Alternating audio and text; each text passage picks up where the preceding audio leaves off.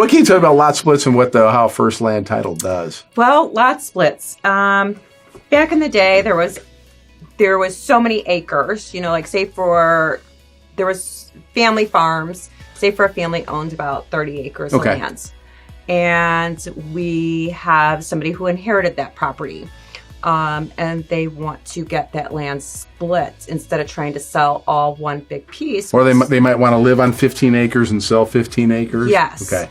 And they don't know the first step, what to do about that lot split. So what are the specific steps? I have a piece of land and I want to split this way. Yeah, first would be step one, what do I have to do? Or first what's would be your survey. So that's somebody coming out, putting up those little things going, okay, this is exactly where the line's going to go.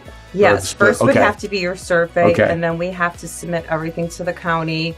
There might be, they might want the title search first to see what is under there.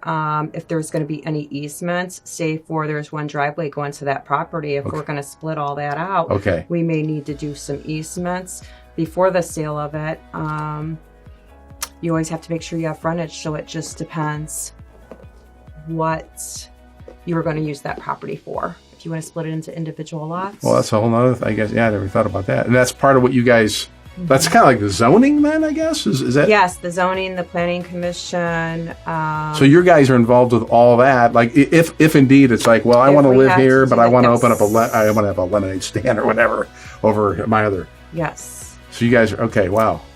And that has to, does that come out earlier with the owner saying, what are your intentions? I mean, you're going to split the land. What are your intentions with this other lot? Yes and no. I mean, if you want to split that land, that's the first step. Yeah. The easements will come in later because we need to make sure if you're going to split that land and sell it off, you need to make sure you have access to that property. Okay.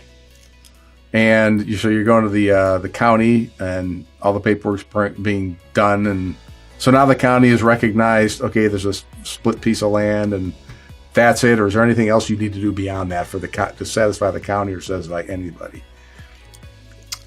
Sometimes the engineer has to come in and make sure that it's approved. Okay. They have to approve it. The city has to approve this, to make sure that they are okay with it. Well, just curious then too. Yeah. So if I was living in my house is here and I'm splitting this up, then I have to get utilities and stuff. Does that ever come? That's not something you need to worry about. Okay. That's the next person that comes in there, depending what they're doing with that property. Okay. All right. It would be for them to worry about. So if you have a property and next door you have a vacant land, and even if it's something so simple like you have 2 acres and you want to keep one and transfer it over, that's more of an easy split. Okay. They can come in, the survey will come in and split the line.